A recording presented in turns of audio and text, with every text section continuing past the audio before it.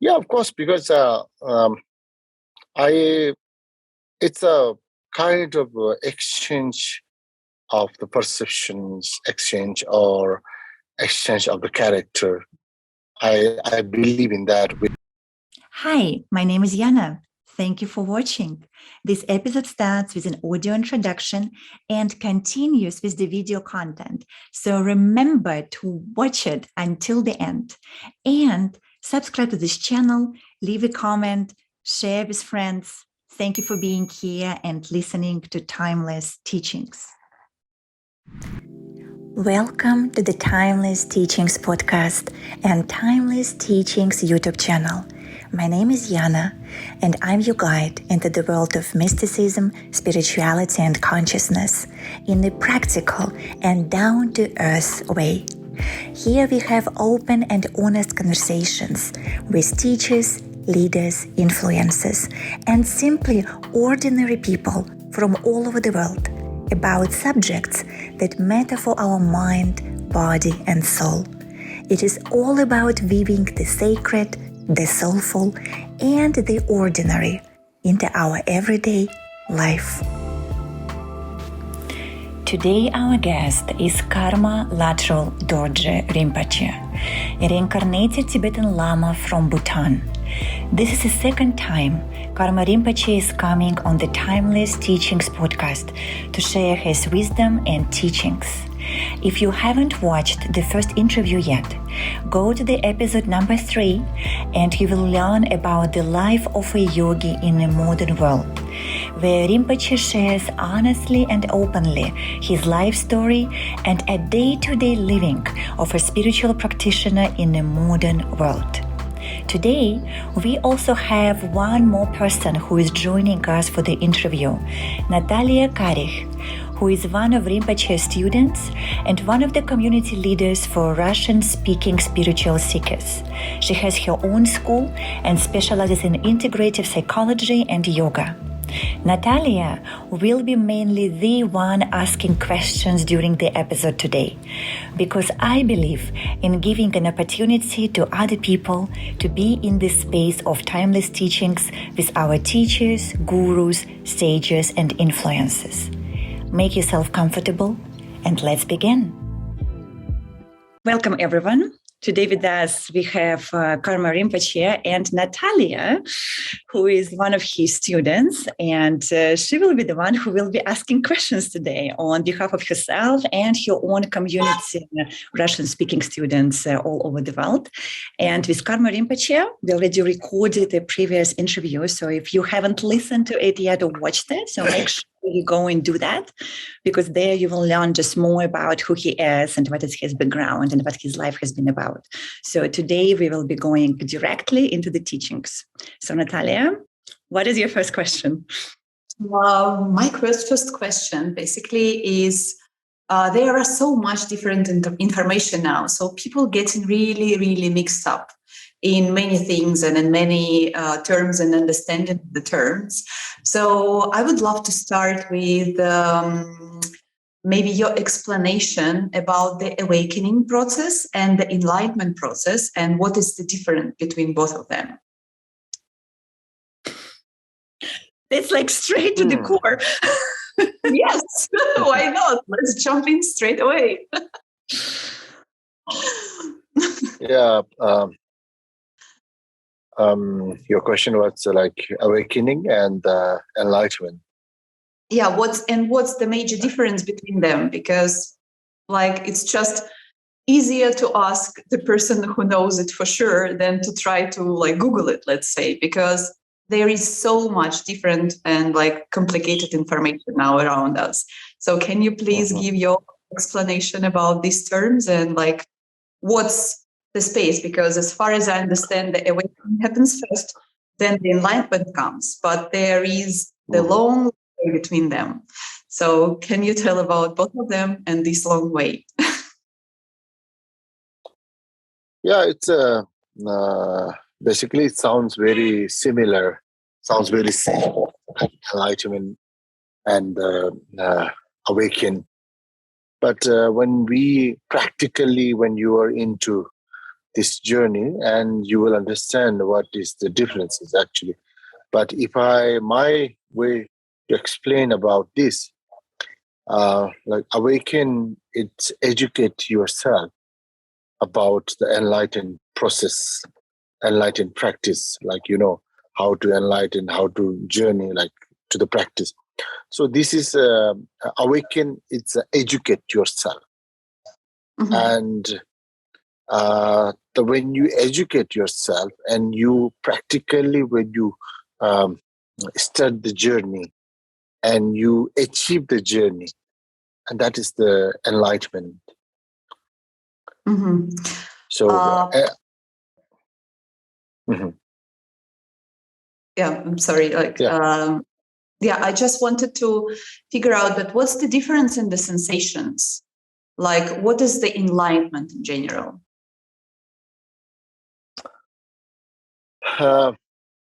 See, everyone has I don't know, but you might have a different explanation about different masters.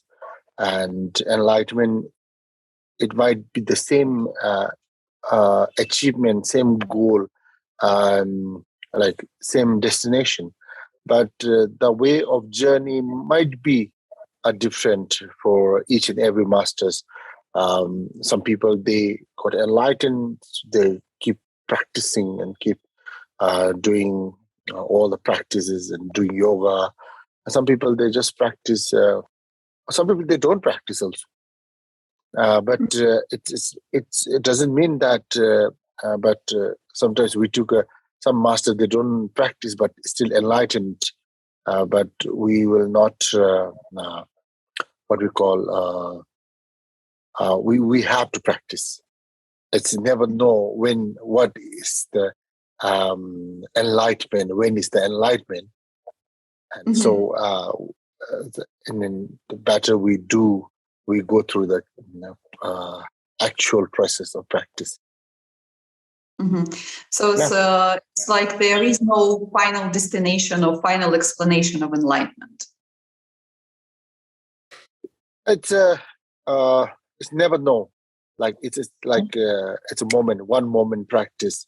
Either you will enlighten within the one moment, or maybe it will take many lifetimes to enlighten. So, yeah. Okay. So, and how do you think, like, what is your opinion about why we come in here in this world in general? Like, what is our sole purpose, and like, do we have it? Unless we are fully enlightened, you can't make a choice to come back, or you can't make a choice to like visit this world. But until and unless you are fully enlightened, but otherwise we have no choice. We have to deal with our own karma. So we are here today because of our previous karma. So basically, we come in here to clear our own karma, and we create it at the same time. Yes, it's. Okay, so can you tell that, like, then enlightenment, it's something which burns all our karma? In this case, we can make a decision not to play this game anymore? Yes, it is, but still you have to be in the karmic cycle itself, because karma is the one of the biggest creator. And even you are fully enlightened, or you achieve enlightened also, but you know that you are out of the cycle. Still, then you have to follow the rules of the karma, because you are living in this karmic cycle itself. Interesting, yeah, because it's really interesting. So, like, I have this question for really, really long time. I think maybe already 2 years. Like, if the enlightenment is something which like you achieve and you feel that you're the one and you accept everything as it is, it's like, of course, my own understanding. When like I can be very mistaken, so like if it's not, just correct me, please. So why in this case Buddha like started to teach people? So what was his how to say it, was decision behind it? Because in like if you reach the enlightenment, it means that you accepted everything, right, in this world, and like the existence of everything, and then suffering as well. So why he started to teach people then, like how to go out from the cycle? It's because we are living in the society where, like, full of suffering, full of pain, full of like the world means no peace. It's all about something else. Every day, every moment, it's cycling. But in terms of that, we don't really understand. We don't really understand why it's happening, what is happening, and we try to blame each other for that, like just because of this and that and that, and we don't really seek our own inner journey. We don't really see ourselves. So then, I think Buddha is teaching based on all about inner journey. So to accept the reality, why it's happening, what is like all the sufferings, why it happened. So when you understand this, then you are more easy to live, because it's easy to live a life, even then you're full of surrounded by all the suffering, but still you can make it easy to live a life when you understand more. So Buddha's teaching is all about understand the root, understand the foundation, what is the exact source of the pain. So yeah, this is why he is about teachings. And like in your understanding, what is the major source of the human being pain now, like nowadays? Sorry, can you repeat? In your understanding, what is the major source of human being pain now? Because like people, sometime to me, like it seems that basically our life in general becomes easier and easier. Like we get in all this tech support, like we have a lot of things like to manage our homes easily, like we go into work and basically we can enjoy. But what I see now and I hear now that people, they continue suffering. So like life becomes easier, but people still suffer. How do you think why? What is this? It's because of the more you have easier, when we have everything in your plate, we look for more actually, and we don't really appreciate what we have, what we are. We always think because we don't really know what we have. So that's why we look more actually. This is something what we call it's attachment. The more we have, we grow more greedy. So this is the source of pain, human beings' pain. We need more. Like if we have like in ancient time, we have like a telephone, like the very very old telephone, which is like the two separate things. But now everything is easier, like very much easy. Like, but still, then we're looking for more update, much more easier than this. And now we very feel lazy to take our phone also, because you feel very hassle. Sometimes we think that okay, you should have a without phone you can communicate. So this is our expectation. So this is the source of human pain. So expectations and like greediness, wanting more than you have, like not being grateful for what you have. Of course, right? yeah. Yeah. Okay, and so like now what I also see that like a lot of people who had very big background in practicing and like really strong and powerful, I can say, teachers, they come more to people, like they kind of started to move in the world, because before, like to get the teaching, you had to really suffer a lot, go somewhere in Tibet or like in Himalayas to find yoga teacher, like really make a journey and make it your purpose. So now the teachings, they becoming more easier to access thanks to technologies, of course, and more teachers, they come into and give the knowledges. So why do you think why it's happening in general? Like, what is this need now?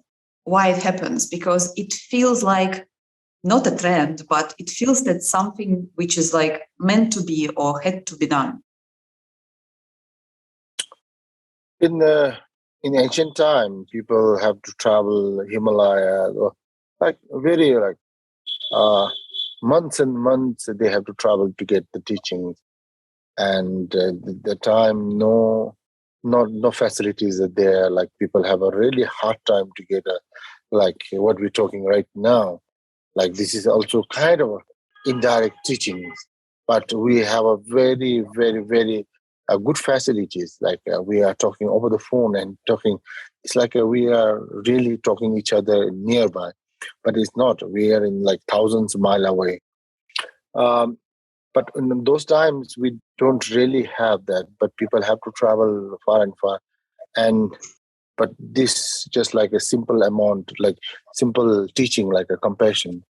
To achieve the compassion teaching, they have to travel like this. But today we have everything as facilities. But look at the differences. Like in that time, they travel like months and months and months, like more than 6 months they travel.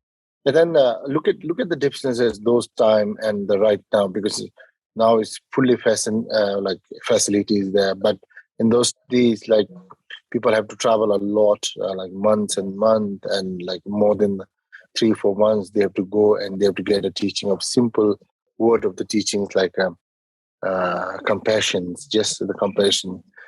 But look at the dedications those days. Like you have a pure vision, pure mind, pure dedication, pure. It's your devotions that makes you that long journey. And when you receive the teaching about like a compassion, one word of the teachings, you received it and you value it for like more than anything else. So that's why it works, because when you value it, it makes sense. And nowadays, like you can get online YouTube's, Google's, and like a book.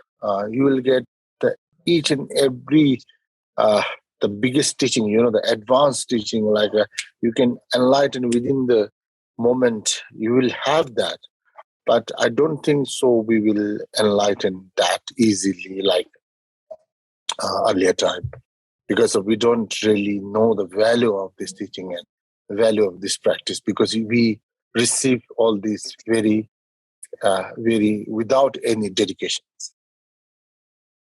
Just to elaborate a little bit more to our listeners and people who are going to be watching it, also with Rinpoche, because it's very important what he just said, that in our world right now, pretty much everything is available online. I mean, you can Google enlightenment, and there are like hundreds of ways how to get there. And there are all kinds of teachers who are saying that they know how to do that.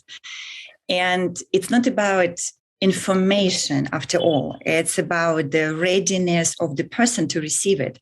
And if I'm not mistaken, Rinpoche, I believe in a traditional text, they do talk about a human being as a vessel, right? Or as a cup, that like the cup or the vessel has to be ready to receive. And probably with people, modern people, many just not ready. And so when they Google and go for practices, it doesn't bring results because they're not ready. So, yeah, Natasha. So I understand this. So like everything is so much available, and it's actually scary. How do you think can it be dangerous for people if they practice themselves without like a leader or a teacher? Very dangerous. It's world is full of dangers now. Like I'm sorry to mention those names, but I'm not particularly mentioning all these things but the terrorism and all these things, they are not some like all these things. Some kind of sometimes its background is very religious background sometimes. But why? It's not the religion; it's their misconcept, because they don't learn properly through the teacher. Or I'm just giving an example, not mentioning about something, but this is the result happen. This type of result will happen. So when you don't have a proper teacher, proper guidance, and then it's like you are becoming like a terrorist. Mm-hmm. Yeah. Spiritual terrorist, can you imagine? I actually think that it's quite a lot of spiritual terrorists now, because even like from my own experience, I've been on like I'm Kundalini yoga teacher, so like, and I texted you when like before that when I got my how to say it, like a teacher certificate. After this teacher training, I had to pass through quite serious therapy, because like all my traumatic experience suddenly opened up, and like I couldn't be active. So like I couldn't work properly or do something, because I was like on a constant roller coaster. So it took for me a while to find the way to balance. But like I was passing the teacher training with a really like famous teacher in Kundalini yoga. And I understand like on my own experience that practices can be very dangerous. But like for me, I think it's very important to like, based on my experience again, like it's very important to understand what comes first and the next and the next and the next, because there is a stages. What about dzogchen Buddhism? It's the same, right? So like it also comes with stages, and like it's a very serious, deep practice. Yes. So I read that like with practicing Dzogchen Buddhism, you can reach an enlightenment within one life. And also like it said like that, like I'm just wanted to ask about. And also like you can realize your, as far as I understand, there is some way when monks live in like as a light body. I was reading about it, that like they kind of turn into the can you repeat a few lines back, because I just dropped my earphone. And your line was a bit breaking. Yeah, Natalia, your line was a bit breaking, so it was hard to understand. Yeah. Okay, maybe like okay. So I was reading about like a Dzogchen Buddhism, that if you practice it within one lifetime, you can reach the enlightenment if you like go in a proper practice. That's the first thing. And another one thing is like I was reading about the monks who are transforming their bodies into the light when they leave. Can you comment on that? That is pretty sure, actually, like whatever you said. It's possible. It's not an impossible thing, but it required a lot of dedications, and like you shouldn't waste each of one like that moment. You have to be in that moment itself to practice, and then only the enlighten achieve within this life. That is true. And another thing we call the rainbow body, also light body. It is If I'm not wrong, I might tell you something about light body. It is like when we do yoga or when we do exercise, you actually lose your weight and you feel more, you become lighter and lighter. So this is the example, some kind of and in the spiritual journey, you are not only physical practice, you have like body, speech, and mind.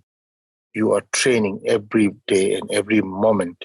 So, of course, it's become lighter, and one day you are dissolved back into like light, and you are transformed into the light.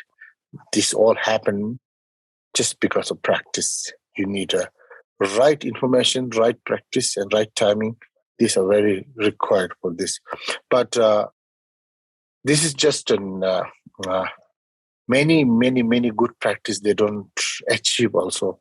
But it doesn't matter. They don't practice for this achievement. They just practice for the good being. So if you happen to achieve, then achieve. It's not a priority, or I should achieve the rainbow body or something like that. This will be another biggest attachment for the practice. So the moment you start with the attachment practice, and you are disqualified from the beginning itself again. Yeah, that's actually very interesting because I was practicing yoga for a long time. And with yoga, it feels that you're kind of expanding from within out.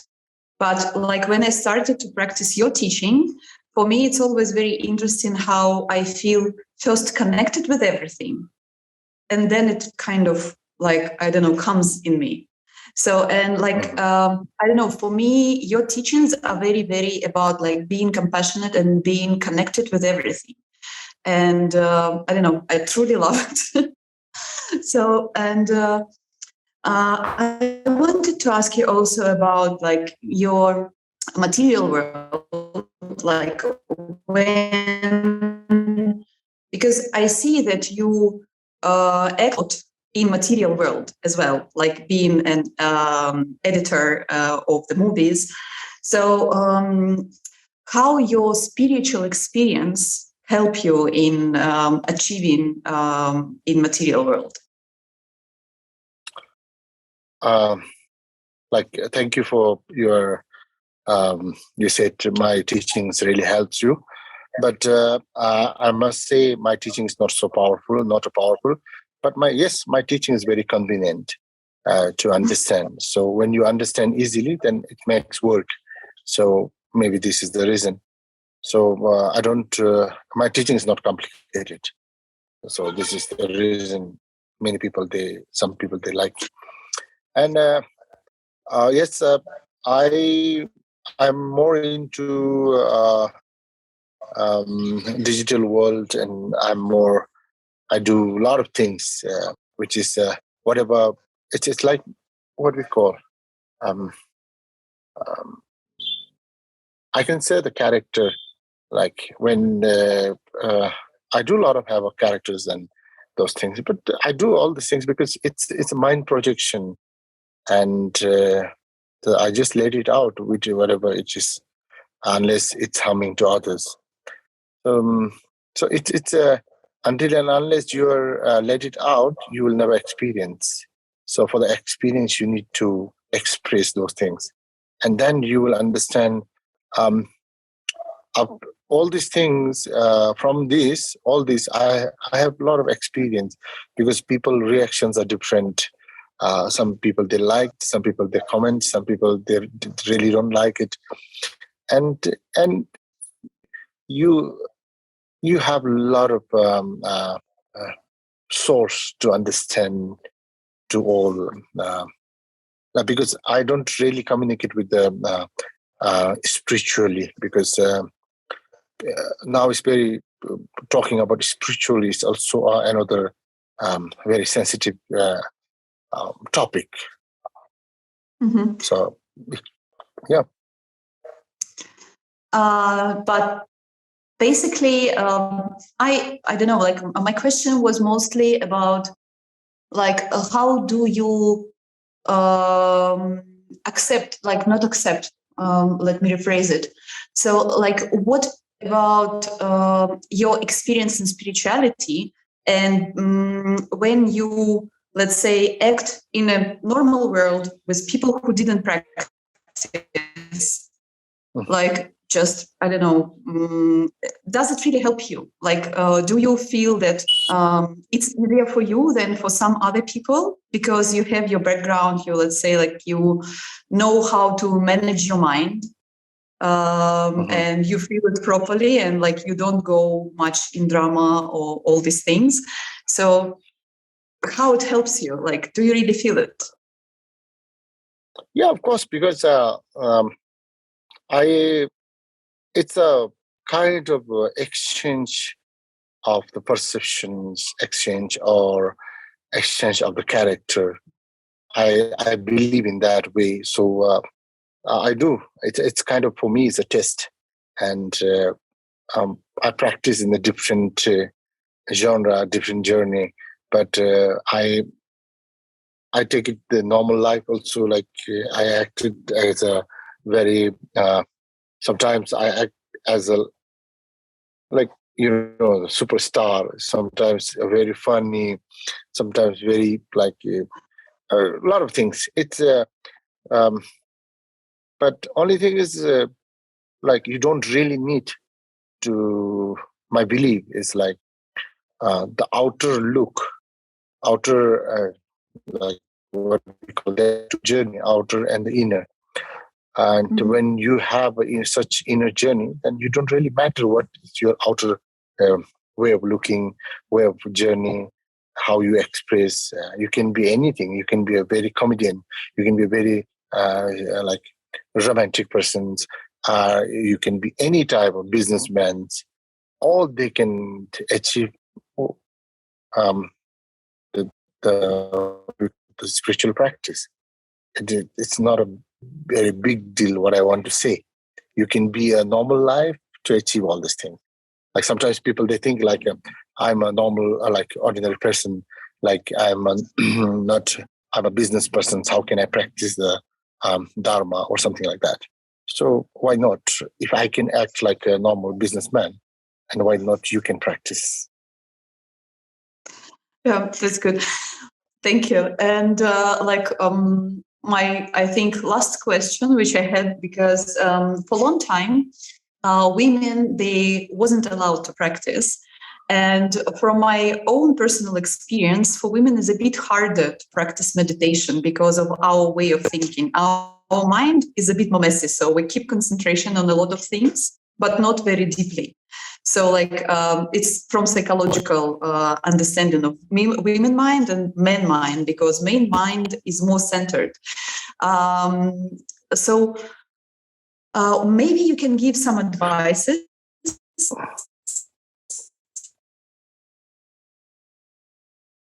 for women, like how, because a lot of women like face this problem. For guys, it's much easier. It's not like that, like but yeah, some we can say some era in between. Like I don't know why they have like women are not practicing and this like spiritual path or something. But one thing, this is my own experience, because I have been through some. If I say honestly, I have been like. I was dealing with some relationships, but I came to know those like women's psychologies, and I try to understand, because it's completely for me also. I complicated also, like I to understand the woman concept. So I try to understand those what is the psychology behind, but I don't really have big. Differences on these two, men and women. I prefer both are equally same to achieve the practice. But one thing, a woman has a more powerful. They have when resistance. They have more powerful resistance, because they have to because they have to carry entire human in their body, and they have to receive. So in that time, it's biggest pain. One thing I have ever understand, which is they carry the biggest pain.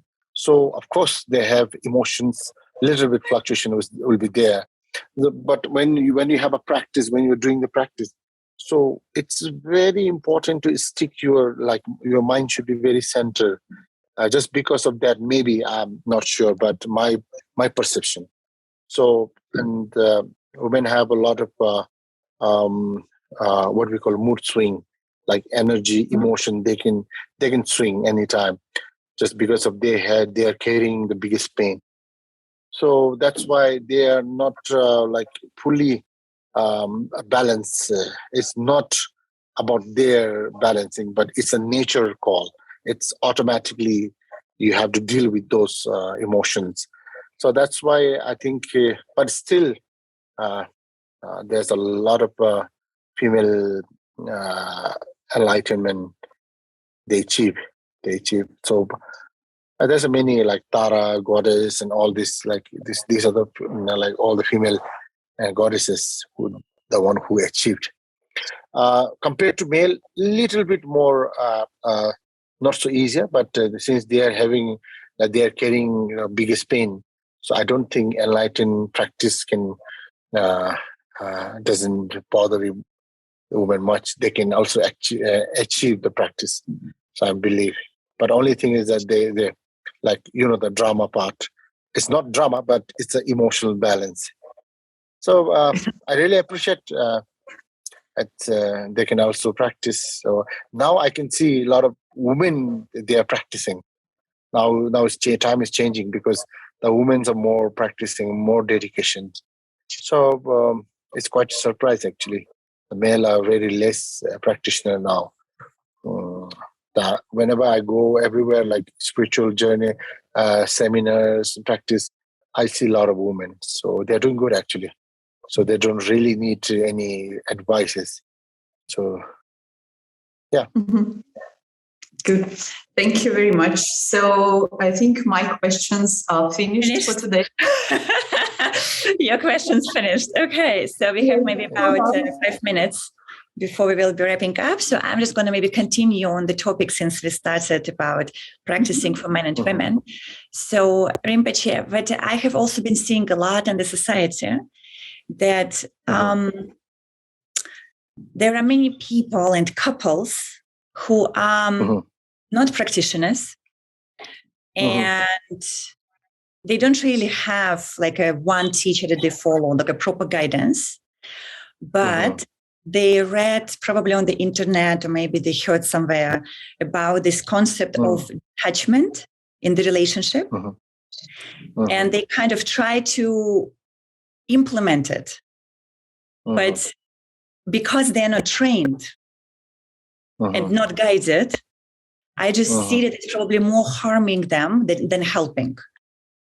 And so it's kind of like, Natasha, do you understand what I'm saying here? Do you know? Yeah, do you absolutely. Understand? Yeah, I know what you mean. So because it is a very sort of popular topic these days, detachment and the relationship. And so so-called spiritual people meet, and like somewhere in holistic places, and they're like, oh, we are all spiritual, so let's just be together, but no expectations, no attachments, but they not rooted in the practice. Yeah, they're not grounded properly. They're not grounded enough, exactly. And that, from what I have been seeing around, just creates more pain, it creates more suffering, it creates more misunderstanding, and they sort of misinterpret the traditional practice. So what do you think about that? This is it sounds very simple, like let's not attachment, let's not like these things very it sounds very simple, but I must say the hardest job is to be simple. To be simple is the hardest job, and that's why unless you are fully practiced, fully trained, we shouldn't do that. It's like it's your what we call you're training you're trying to train a tiger as a pet dog. If you don't know how to deal with the tiger, and it's very harmful, and it's physically you can say I don't have an attachment. Let's say no commitment, like relationships, all these things, but it is not physical terms. It's beyond. It's your emotion is there. Emotion, when you are dealing with emotions, it's what we call it's beyond control. Your emotion is a very, very, very childish, and you can't predict your child. And she can say something, he can say something, but you can't trust. At any time it can be switched. So our emotion is that. So in a relationship or something like that, so commitment, no attachments, it sounds very simple, but when you're dealing with it, it's your emotions. It's almost impossible. You might be enlightened, but you can't get over by this. Yeah. I think enlightened is much easier, I think.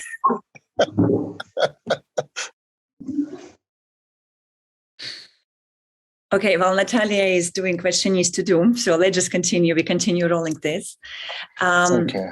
So what you were saying basically then for people who are in the society, because what I have also just realized and have seen that, let's say, I know people who are married or dating, right? Like boyfriends and girlfriends, again, who are not practitioners and not trained to be practitioners, but they have family together, or they have like a household together, or relationship together, but then they want to be spiritual.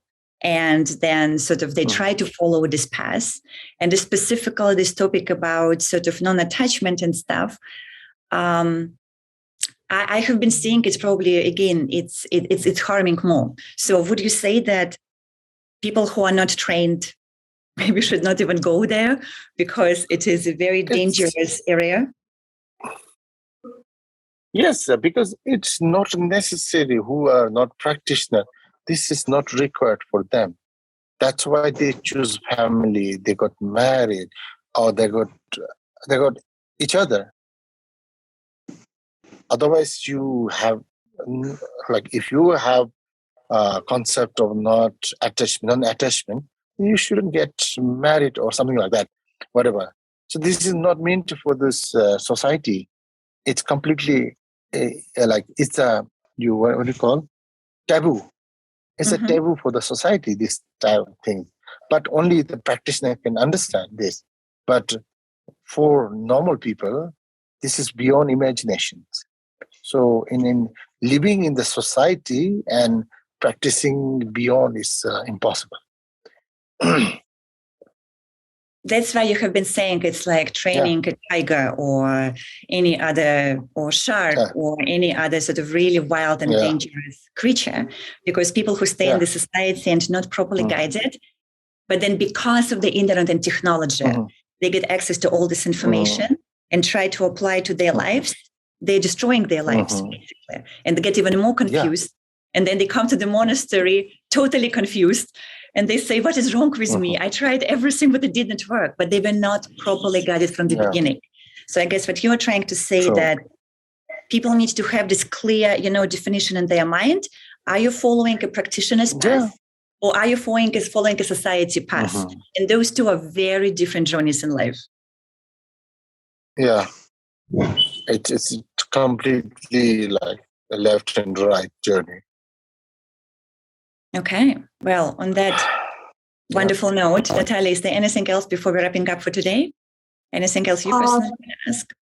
No, I think like all my major questions have been replied. Thank you very much. Okay. Well, thank you everyone for being here today, and thank you everyone who is listening to us. And we will be providing also all the links. If you want to connect with Rinpoche and just find his own teachings, then you can always do that. And otherwise, just remember, it's probably the most important essence from our conversation, that whether it's two different journeys in life. To be a practitioner is one way to go, and to be a person in the society is an entirely different way to go. So you have to be very clear which road you're on. So don't mix it. Otherwise, it's going to be very dangerous. Okay, thank you very much. Thank you very much. Thank you for inviting me on this conversation. Wow. Thank you for listening, and thank you for watching Timeless Teachings podcast and Timeless Teachings YouTube channel are the online platforms for raw, real, and unfiltered conversations about spirituality, mysticism, and consciousness in a practical and down-to-earth way. We invite guests from all over the world to show you the variety of systems, schools, tools, and life stories that give the promise of illumination or what is called liberation in all aspects of a human life. It is up to you to decide which path resonates with you the most at this moment of your life. Only you know what is right for you. Did you enjoy the interview? Feel free to share this episode with friends, subscribe to the podcast and YouTube channel, and follow us on social media. Stay wild and be humble. До встречи!